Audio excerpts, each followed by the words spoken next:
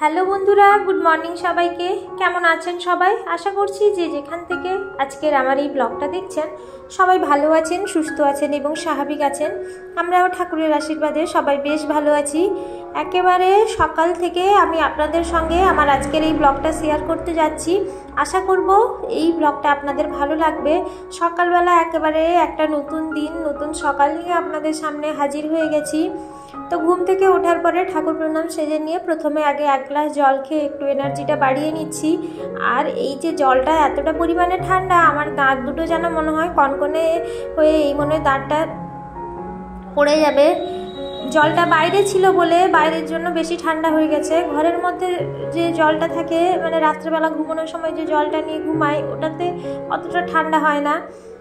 এরপর রান্নাঘরে চলে এসেছি, সমস্ত জায়গায় জানলা দরজা খুলে দিয়ে এবার রান্নাঘরটা একটু পরিষ্কার করে নেব।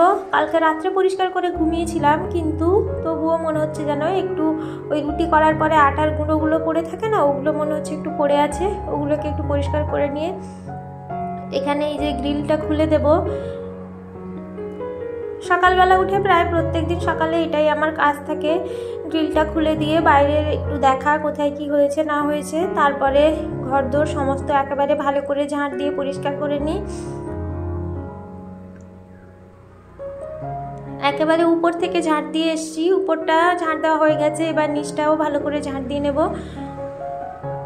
আসলে প্রত্যেকটা বাড়িতেই কিন্তু বাসি কাজ বলতে এগুলোই পড়ে, এর মধ্যেই এই কাজগুলোই করা প্রত্যেক দিন সকালেই একেবারে নিয়মমাফিক কাজ, রুটিন অনুযায়ী এগুলোকেই প্রত্যেক দিন করতে হয়।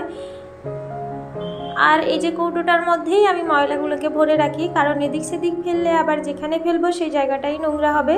যখন ভর্তি হয়ে যায় তখন একটা নির্দিষ্ট জায়গায় নিয়ে গিয়ে ওটাকে ফেলে দিই।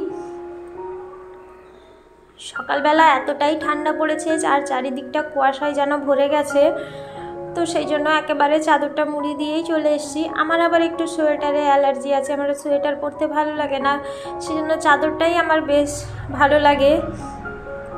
ছোটোবেলায় আমি যখন পড়তে বসতাম একেবারে চাদর টাদর মুড়ি দিয়ে এমনভাবে পড়তে বসতাম, তো যেন দেখেই বোঝা যাবে না যে আমি ওখানে বসে আছি, তো সেটা নিয়ে সবাই ভীষণ হাসাহাসি করতো। তো এখন এই চাদর মুড়ি দেওয়া দেখে আমার আবার ওই কথাটাই মনে পড়ে গেল।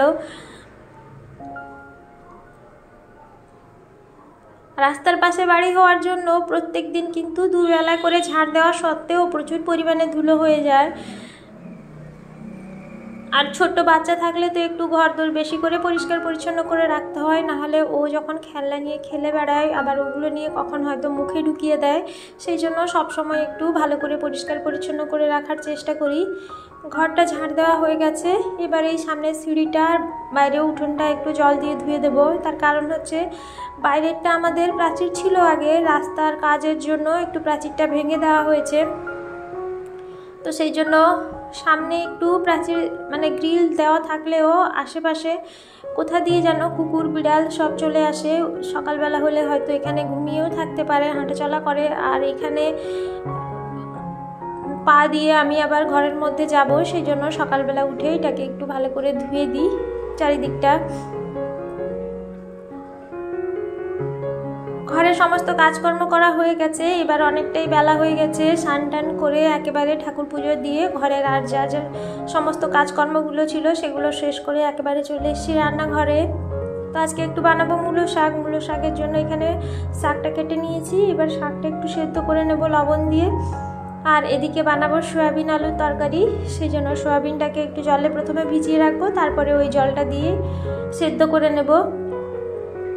আর কালকে এখানে কিছু সবজি এসেছিলো, সবজি না আলু পেঁয়াজ আদা এগুলো সব এসেছিলো, এগুলোকে একটু ঢেলে ঝুড়িতে আলাদা আলাদা করে রেখে দেবো, কারণ আলু আর পেঁয়াজ একসাথে রাখলে বলে নাকি আলু নষ্ট হয়ে যায়, সেই জন্য পেঁয়াজ আর আদাটা একটা জায়গায় রাখবো আর আলুটা আর একটা জায়গায় রাখবো। আসলে আমাদের মতো মধ্যবিত্ত পরিবারের কিন্তু এইভাবে হিসেব করে বুঝে শুনে সংসারটা চালাতে হয়, নাহলে কিন্তু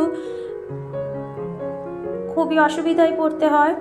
গোছানো হয়ে গেছে, এবার সয়াবিনের জন্য একটু আলু আর আদাটা কেটে নেব।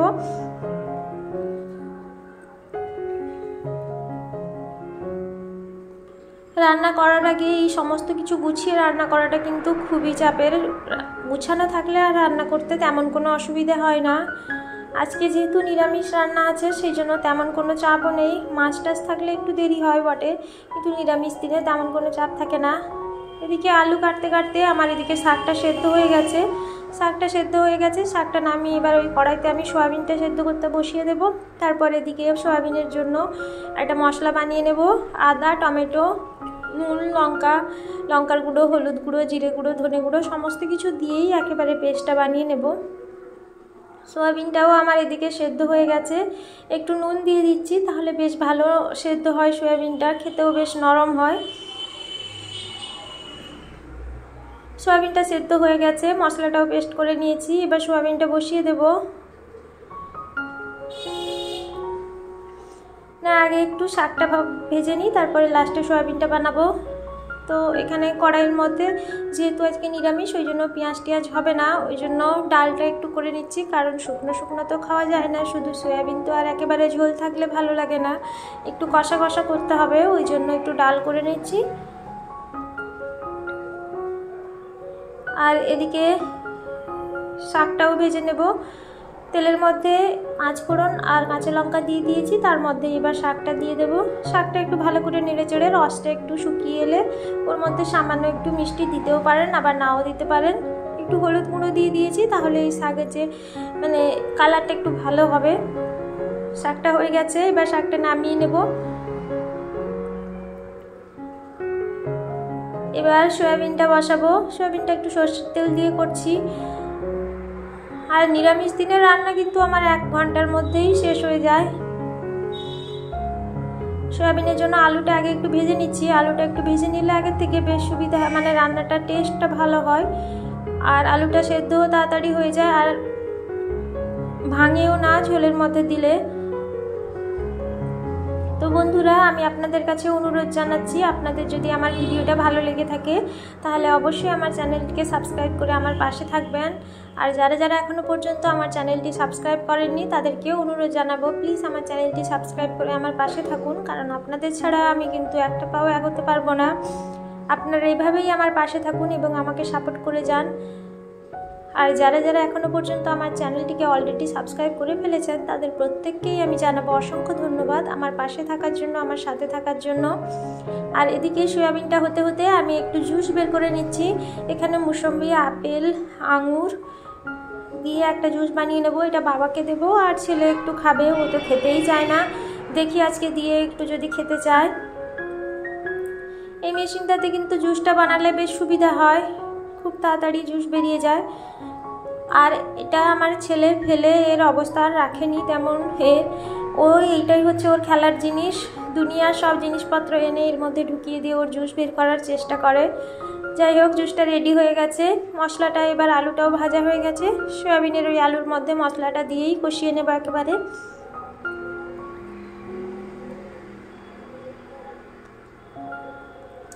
আসলে শীতের সকালে যেমন বেলাটা ছোট হয়, তেমন এতটাই পরিমাণে ঠান্ডা থাকে যে সকালবেলা করে কোনো কাজ যেন হাতে লাগতে চায় না। একটু রোদ না বেরোনো পর্যন্ত মনে হয় যেন সমস্ত কাজ একেবারেই করতে ইচ্ছে করে না, মনে হয় চাদর মুড়ি দিয়ে বা লেপের মধ্যে ঢুকে বসে থাকি। কিন্তু সেটা তো আর বললে হবে না, সময় তো আর আমার জন্য থেমে থাকবে না, কারণ সময় সময়ের মতো চলতে থাকবে। আমাকেই সব সময় সময়ের পেছনে দৌড়াতে হবে। সময়ের পিছনে যদি আমি না দৌড়াতে পারি তাহলে আমি কিন্তু পিছিয়ে পড়ব সমস্ত কাজে। সে বাড়ির কাজ হোক কিংবা অন্য যে কোনো কাজই হোক না কেন, সময়ের সাথে অবশ্যই আমাদেরকে সময়ের মূল্যটা দিতে হবে প্রত্যেককেই।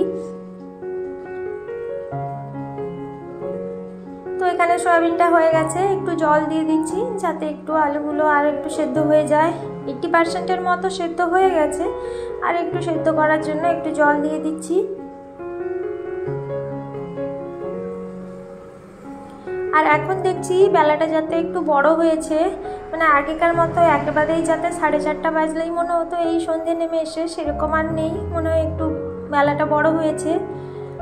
সয়াবিনটা হয়ে গেছে, এবার ধনে পাতাটা দিয়ে উপর থেকে নামিয়ে নেব। আর একটু ঝোলটা একটু গাঢ় গাঢ় হয়ে এলে তারপরেই নামিয়ে নেব, কারণ আলু আছে তো, আলু অনেকটাই জল টেনে নেবে। আর এদিকে আমি একটু ভাতের মধ্যে ওল সেদ্ধ দিয়েছিলাম, এই ওল সেদ্ধটাকেই এখন মাখিয়ে নেব। ওল সেদ্ধটা মাখানোর জন্য আমি এখানে নুন আর তেল আর একটু কাঁচা লঙ্কা দিয়ে ভালো করে মাখিয়ে নেব, আর একটু লেবুর রস, জিরে গুঁড়ো যদি থাকে তাহলে অবশ্যই দিতে পারেন, তাহলে ভালো লাগে খেতে। তো এই হলো আজকের আমার দুপুরের মেনু। একেবারে সিম্পল সাদাসিধে নিরামিষ রান্নাবান্না, কিন্তু এই সিম্পল সাদাসিধে খাবারই যেন খেতে বেশ ভালো লাগে। তো বন্ধুরা, আজকের আমার এই ভিডিও আপনাদের কেমন লাগলো অবশ্যই আমাকে কমেন্ট করে জানাবেন। আর যদি আপনাদের কোথাও খারাপ লেগে থাকে তাহলে সেটাও আমাকে জানাতে পারেন। আর ভালো লাগলে তো অবশ্যই একটা লাইক দিয়ে দেবেন, আর আমার ভিডিওতে একটা কমেন্ট করে যাবেন। আপনাদের একটা কমেন্ট আমাকে অনেকটা ভালো এবং সুন্দর ভিডিও বানাতে অনেকটা সাহায্য করবে। কোথাও কোনো ভুল ত্রুটি যদি আপনারা সেটা আমাকে ধরিয়ে দেন, তাহলে আমি আরও নতুন করে সেটাকে শুধরে নিয়ে ভালো ভিডিও বানাতে আরও উৎসাহিত হব। তো ওল ভাতেটা আমার মাখানো হয়ে গেছে। এবার লঙ্কা আর নুনটা এভাবে মাখিয়ে নিচ্ছি, কারণ আমার লঙ্কা ডললে প্রচণ্ড হাত জ্বালা করতো। তারপরে একজন আমাকে বলল যে এইভাবে নুনের মধ্যে দিয়ে লঙ্কাটা ডললে নাকি হাত জ্বালা করে না, তো সেভাবেই করে নিচ্ছি। এই যে একটু বেশি করে একটু সর্ষের তেল দিয়ে দেব, গরম ভাতের সঙ্গে খেতে তো বেশ সুন্দর লাগে এই ওল মাখা। তো বন্ধুরা, তাহলে আজকের মতো আমার ভিডিওটা আমি এখানেই শেষ করছি। আমার ভিডিও যদি আপনাদের কোথাও ভালো লেগে থাকে তাহলে প্লিজ আমার সাথে থাকবেন, আমার পাশে থাকবেন, এভাবেই আমাকে সাপোর্ট করে যাবেন। আর আপনারা সবাই ভালো থাকবেন, সুস্থ থাকবেন। আপনাদের সঙ্গে দেখা হবে আবারও একটি নতুন ব্লগ নিয়ে।